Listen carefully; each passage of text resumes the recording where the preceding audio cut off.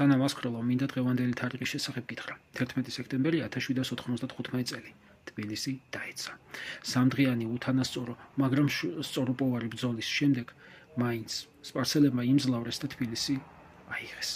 გამძვინვარებული აღა-მაჰმადი ითხოვდა, რომ თბილისში ქვაქვაზე არ დარჩენილიყო, გაეძარცვათ და გადაეწოთ აქაურობა, ტყვედ წაეყვანათ მოსახლეობა და უსიცოცხლო ტრამალად ექციათ მთელი თბილისი და ქართლ-კახეთი. 3 დღე მანამდე მიდიოდა ბრძოლები სისხლის და სიცოცხლის ფასად, ისედაც ერთი მუჭა ქართველობა გათითო-კაცებული ქვეყნიდან ებრძოდა მტვერს, როგორც შეეძლო სისხლის და სიცოცხლის ფასად. მესამე დღეს, როცა აღა-მაჰმადმა თავისი არმიის სარდლობა თავის თავზე აიღო, უამრავ ნაწილად დაყო თურმე თავისი არმია. რა ექნა ერეკლესაც ადგა და 17 ნაწილად გაყო თავისი ჯარი. ჩრდილო-აღმოსავლეთიდან მახადაძის მცირე ლაშქარი 300-დან 500 კაცამდე იცავდა თბილისს. წერეთლები, იმერეთიდან გადმოსული წერეთლები მტკვრის მარცხენა სანაპიროზე იდგნენ. ბორჩალოელი აზერბაიჯანელები თბილისის ცენტრში იდგნენ და იქ ამაგრებდნენ პოზიციებს. ინგუშები, დაღესტნელები, ერეკლეს მადნაფიცი დაღესტნელები და მადნაფიცი ინგუშები ასევე თბილისის ცენტრში იდგნენ და ერეკლეს სიახლოვეს პოზიციებს ამაგრებდნენ.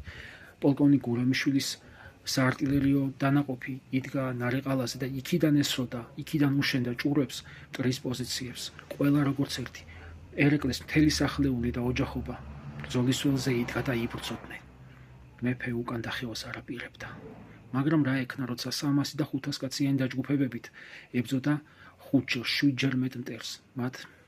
მათ დაძლიეს ჩვენი თავდაცვითის ხუთეები, მათ დაძლიეს 300 არაგველის სიცოცხლე, შეამტვრიეს მათი სხეულები, როგორც ფარები და თბილისში შემოიჭრნენ.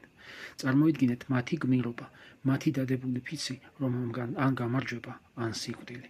წარმოიდგინეთ ბორჩალოელების ფიცი, რომ ისინი საქართველოსთვის დაიხოცებოდნენ და დაიხოცნენ კიდეც. წარმოიდგინეთ ერეკლეს წინაშე დადებული დაღესტნელი ლეკების ფიცი, რომ ისინი სიცოცხლის ფასად დაიცავდნენ მას და დაიცვეს ის, როცა ანანურისკენ მიმავალი 10,000-იანი სპარსული ლაშქარი მათ შეაკავეს, გადაუკვეთეს, გადაუღობეს გზახეობაში და არ მისცეს საშუალება მტერს წინსვლისთვის.